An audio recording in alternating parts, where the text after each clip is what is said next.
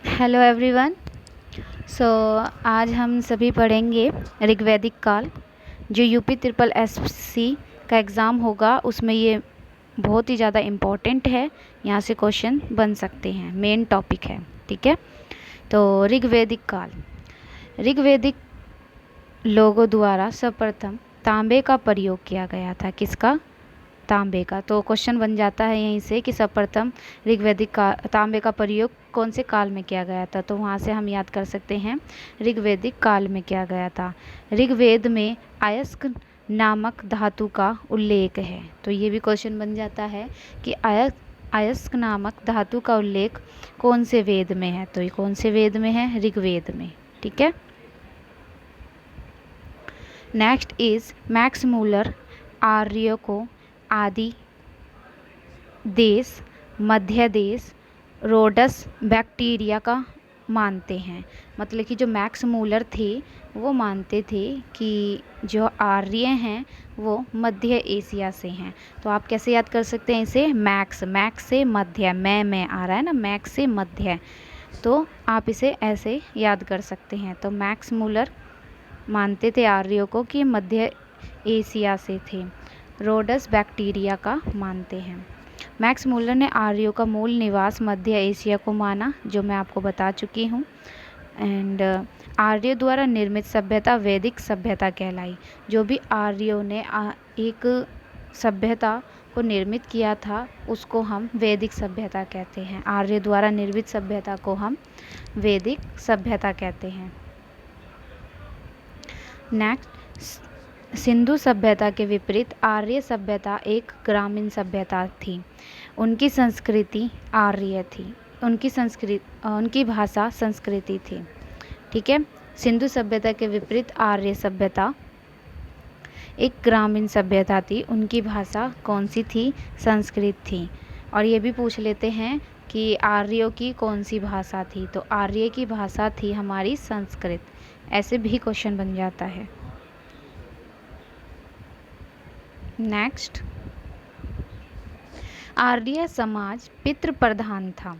तो क्वेश्चन बन जाता है कि आर्य समाज में मात्र, एक होता है मात्र जिसमें माता को हम प्रधान बोलते हैं, और एक होता है पितृ जिसमें हम पिता को प्रधान मानते हैं।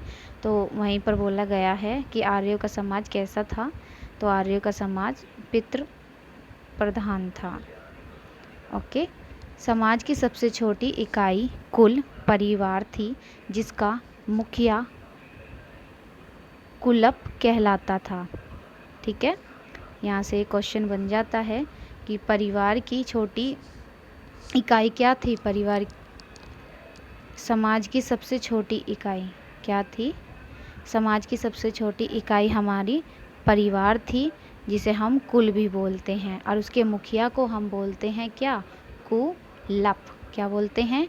कुलप। ये याद कर लेना। ठीक है, उसके मुखिया को हम क्या बोलते हैं? कुलप बोलते हैं। कुलप। ओके, नेक्स्ट आते हैं। आर्यों ने प्रशासनिक इकाइयों को 5 भागों में बांटा। पहला था हमारा कुल, दूसरा था ग्राम, तीसरा था हमारा विश्व, चौथा जन, एंड 5वां राष्ट्र। तो ये क्वेश्चन में पूछ लेते हैं, 3 दे देते हैं और चौथा एक नहीं देते, तो कहते हैं इसमें से कौन सा नहीं है। तो ऐसे ही क्वेश्चन आ जाता है, तो आप इसे याद कर लेना। तो पहला हो गया कुल, दूसरा ग्राम, तीसरा विश्व, चौथा जन, एंड 5वां राष्ट्र। कुल, ग्राम, वंश, जन, राष्ट्र। जन राष्ट्र ऐसे याद कर सकते हो, कुल, ग्राम, वंश, जन, राष्ट्र। ओके, नेक्स्ट पर आते हैं अब।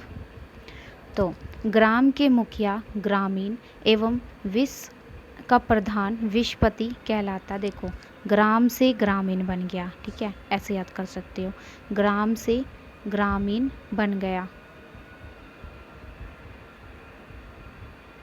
तो तुम्हारा ग्राम से ग्रामीण बन गया, और विश्व से विश्वपति बन गया। ऐसे याद कर सकते हो। जन के शासक को राजन, देखो जन में भी राजन जुड़ा है, तो ऐसे इसे को याद कर सकते हो आप। नेक्स्ट आते हैं राज्याधिकारियों में पुरोहित एवं सेनानी प्रमुख थे। तो वहाँ पर पूछ सकते हैं कि राज्य अधिकारियों में कौन प्रमुख थे, तो वहाँ पर हमारे पुरोहित और सेनानी प्रमुख थे। नेक्स्ट आते हैं सूत, रथकार तथा कम्मादी नामक अधिकारी रत्नीन कहे जाते थे। ये इतना वैसे इम्पोर्टेंट नहीं है, बट फिर भी आप एक बार इसे पढ़ लीजिए, क्योंकि अभी तक क्वेश्चन नहीं बना है यहाँ से। इनकी संख्या राजा सहित करीब 12 हुआ करती थी।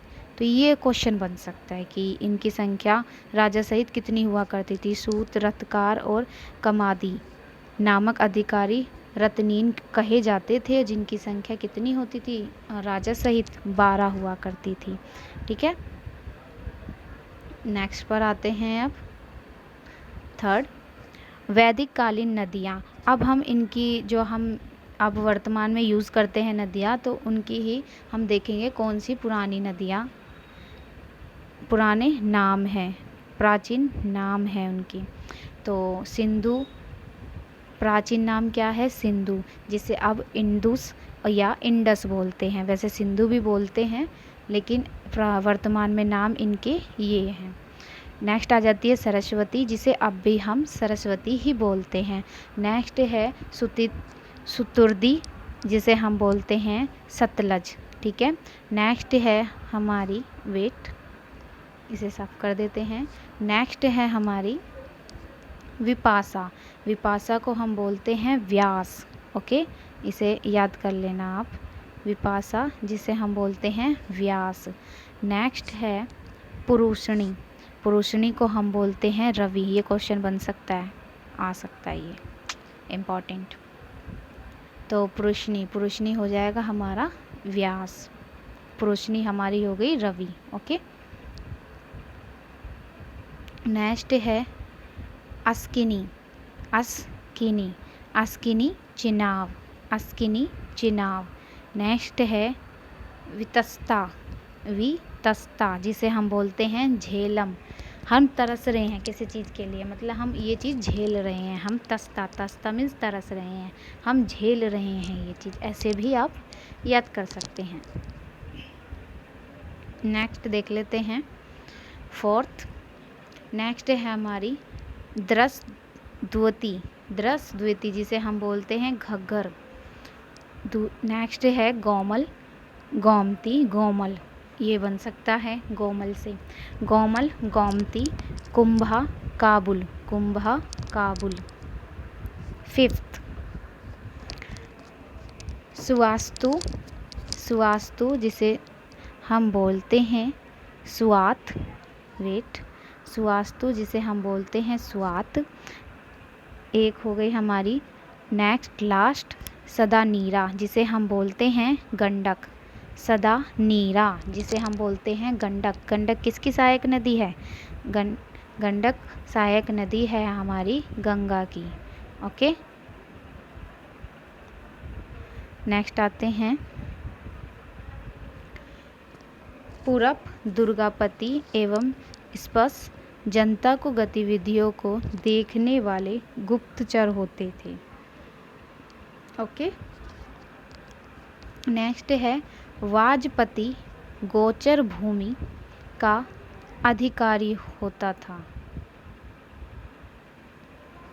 गुप्तचर जो होते थे उनको हम बोलते थे पूरब दुर्गपति एवं स्पष्ट, और जो अधिकारी गोचर भूमि का अधिकारी होता था उसे हम बोलते थे वाजपति।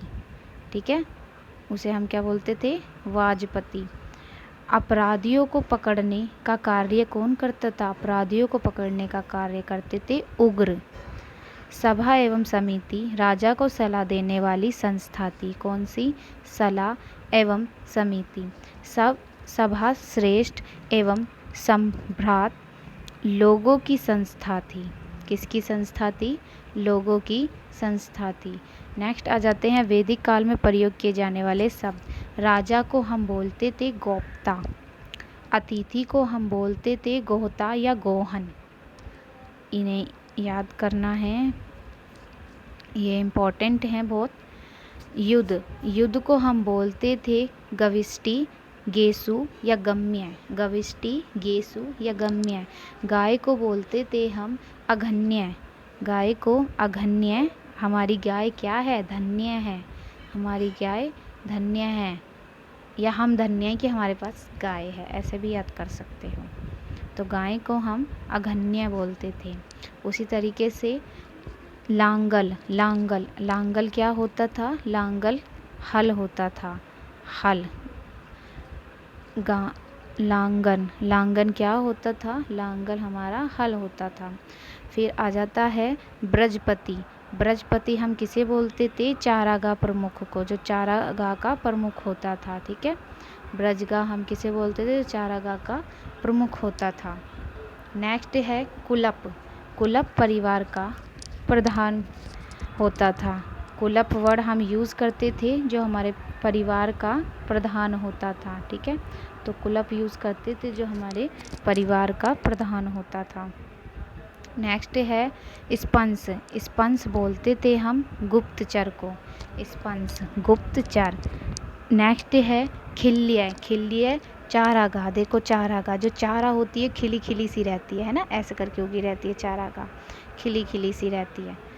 तो चारागाह कैसी रहती है? खिल्ली, खिल्ली है, तो ऐसे याद कर सकते हो। तो चारागाह कैसी है? खिली खिली सी रहती है चारागाह। नेक्स्ट आ जाते हैं सेवंत। स्पंस हो गया, चारागाह हो गया। नेक्स्ट है बैकनाट। बैकनाट हम सूदखोर को बोलते थे। सूदखोर को अनाज, अनाज को हम धान्य बोलते थे, धान्य। अनाज को हम धान्य बोलते थे। ठीक है, नेक्स्ट आ जाते हैं ऋग्वैदिक काल में महिलाएं भी सभा एवं विधत में भाग लेती थी। यहाँ से क्वेश्चन बनता है कि क्या ऋग्वैदिक काल में सभा और विधत में महिलाएं भाग लेती थी? तो वहाँ से बन जाता है कि हाँ, लेती थी। ऋग्वेद में जन शब्द का उल्लेख, ये इम्पोर्टेंट है, जन शब्द का उल्लेख 275 बार, विश्व का 170 बार, सभा का 108 बार, समिति का 109 बार एवं शूद्र शब्द का उल्लेख बार बार जो भी है आया है। ओके, नेक्स्ट है ऋग्वेद में 25 नदियों का उल्लेख है। कितनी? 25 नदियों का। ये क्वेश्चन बन जाता है कि ऋग्वेद में कितनी नदियों का उल्लेख है? तो 25, 25 नदियों का, 25 नदियों का उल्लेख है। नेक्स्ट आ जाता है हमारा जिसमें सरस्वती सबसे महत्वपूर्ण, जिसमें सरस्वती सबसे महत्वपूर्ण तथा पवित्र नदी थी। तो यहीं से क्वेश्चन बन जाता है कौन सी नदी को महत्वपूर्ण और पवित्र, ठीक है, कौन सी नदी को महत्वपूर्ण और पवित्र माना गया है? तो वो हमारी कौन सी है? सरस्वती। देखो सरस्वती माँ की हम क्या करते हैं? आराधना करते हैं, पूजा करते हैं। क्यों? क्योंकि वो हमें विद्या देती है। तो सरस्वती माँ क्या हैं? पवित्र हैं, बहुत हमारे लिए बहुत ज़्यादा महत्वपूर्ण है, ऐसे याद कर सकते हो। यद्यपि इसमें गंगा और का उल्लेख सिर्फ एक बार है। गंगा का उल्लेख कितनी बार है? एक बार। तो ऐसे क्वेश्चन बन जाता है कि इसमें गंगा का कितनी बार उल्लेख है? एक बार। ठीक है, नेक्स्ट आते हैं हम 8। इसमें देखो युद्ध के लिए गविष्टि शब्द का प्रयोग किया जाता है, गया है। युद्ध के लिए किसका? गविष्टि।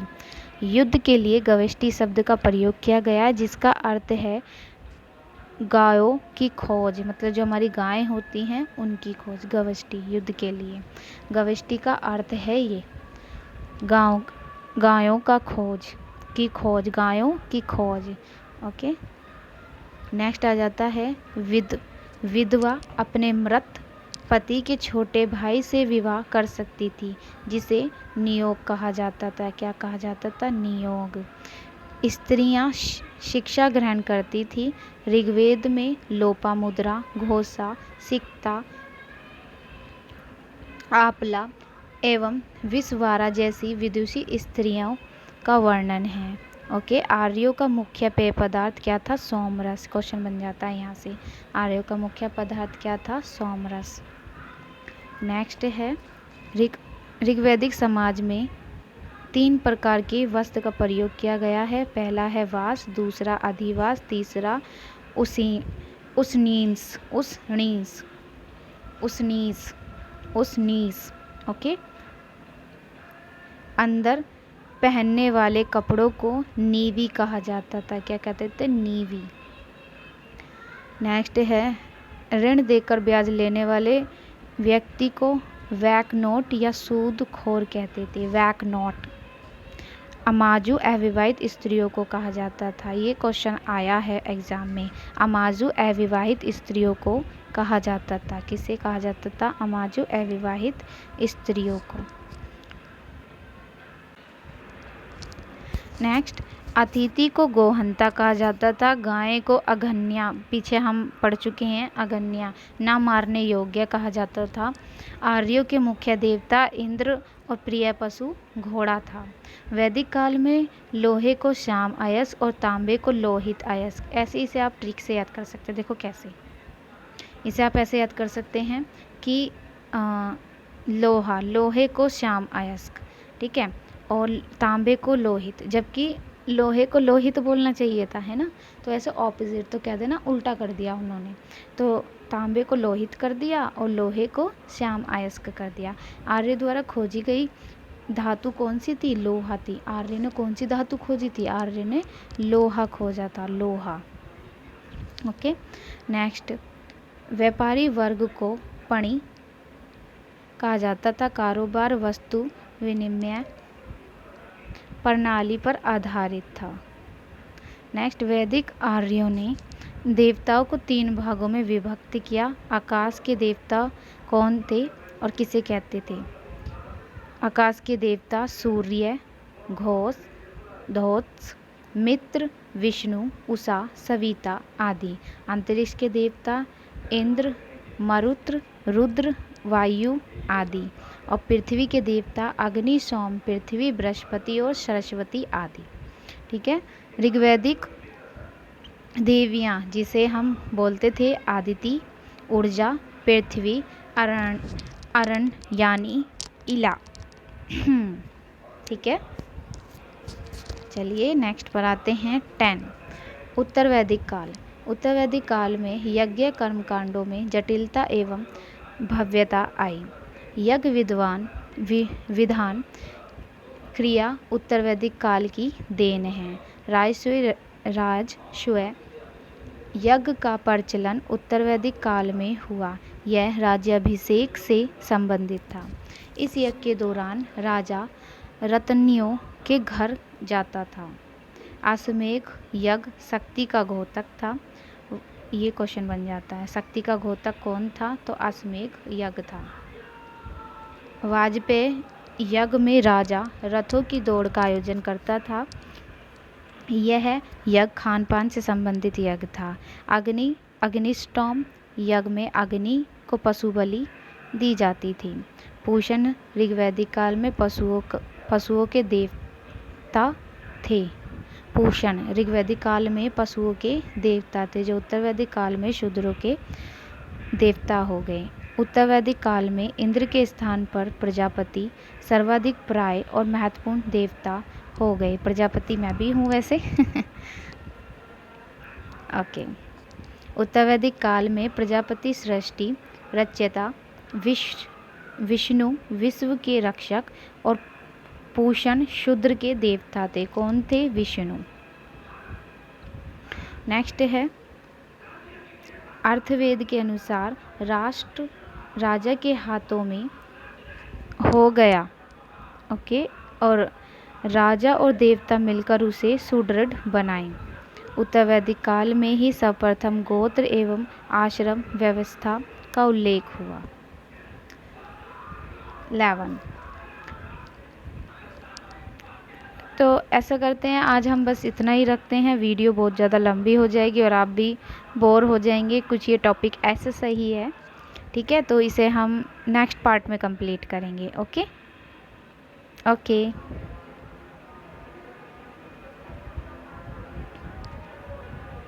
Thank you.